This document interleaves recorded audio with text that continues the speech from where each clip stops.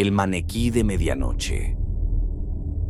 Martín nunca pensó que su jornada extra en aquella tienda de ropa pudiera convertirse en una pesadilla.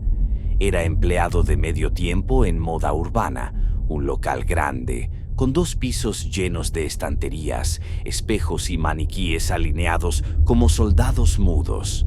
Aquella noche de viernes debía cerrar él solo. La gerente, confiada, le había dejado las llaves y se marchó temprano. Martín pasó la escoba, apagó parte de las luces y, agotado, se sentó en el mostrador para revisar su teléfono. El silencio lo envolvía, solo roto por el zumbido del aire acondicionado. No se dio cuenta de que el reloj ya marcaba la medianoche.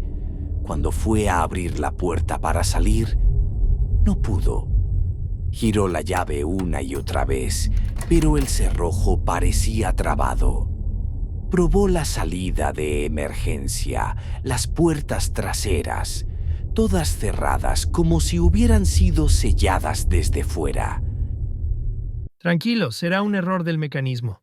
Mañana vendrá la gerente y abrirá. Intentó relajarse. No era tan grave. Tenía agua, algunos snacks de la máquina expendedora y podía tumbarse en el sillón de probadores. Pero el ambiente cambió. Algo en el aire se volvió más denso, como si la tienda hubiera dejado de ser un lugar comercial para transformarse en una cárcel silenciosa. En el piso superior, los maniquíes estaban alineados frente al ventanal, algunos sin cabeza, otros con pelucas mal puestas, todos con esa sonrisa neutra de plástico que nunca cambia. Martín nunca les prestaba atención, pero aquella noche, bajo la luz tenue, parecían diferentes. Las sombras alargaban sus siluetas hasta el techo y en cierto ángulo juraría que los ojos de vidrio brillaban como si reflejaran una luz inexistente. Decidió no subir más. Se instaló en el probador con su móvil hasta que la batería murió. La oscuridad fue absoluta. Entonces escuchó un golpe seco arriba, como de algo cayendo. ¿Será una prenda mal colgada o el viento, tal vez? Pero no había viento. Todas las ventanas estaban cerradas. Armándose de valor, Martín subió al segundo piso con una linterna de mano.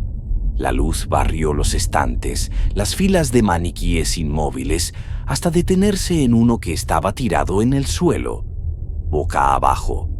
Era extraño. Recordaba haberlo visto de pie antes. Se agachó para levantarlo. Al tocarlo, sintió el plástico tibio, como si tuviera temperatura humana. Lo soltó de golpe. Retrocedió y en ese instante, otro maniquí al final del pasillo movió levemente la cabeza. Martín se congeló. Pensó que era un truco de la luz, un reflejo, pero juraría haber visto el gesto. Corrió escaleras abajo, cerró la puerta del probador con pestillo y se cubrió con una manta. Pasó horas despierto, escuchando. El silencio era roto, de vez en cuando, por crujidos, madera, plástico, pasos. Cuando abrió los ojos otra vez, la madrugada avanzaba. No sabía qué hora era. La manta estaba en el suelo y la puerta del probador, abierta. Martín se levantó de golpe. No recordaba haberla abierto. Miró hacia afuera. Todo parecía normal, hasta que un reflejo en el espejo lo hizo girar la linterna. El maniquí que había caído arriba ahora estaba en el probador de al lado, sentado en la banqueta, mirando hacia él.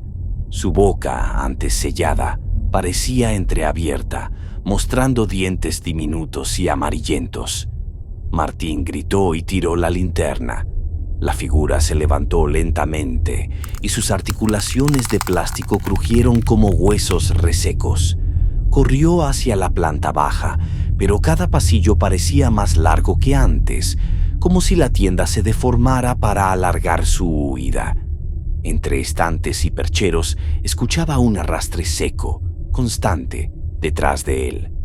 Al doblar un pasillo, Martín se dio cuenta del horror mayor. No era uno solo.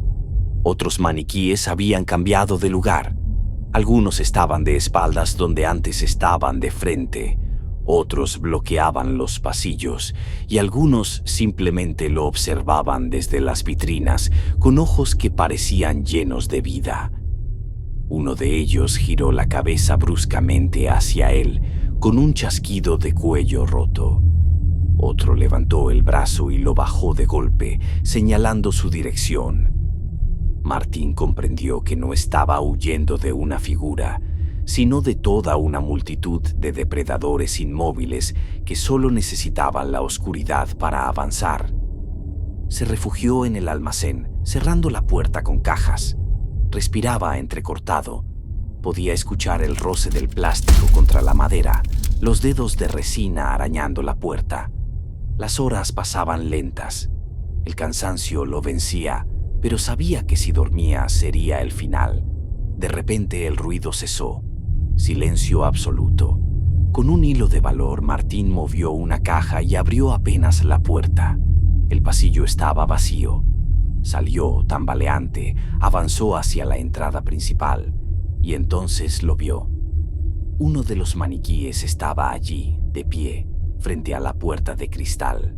Su rostro ya no era neutro.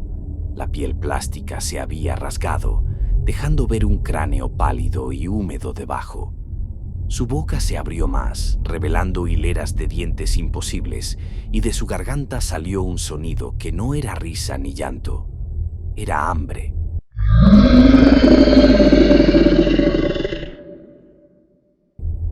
Martín corrió hacia el probador, pero se detuvo en seco.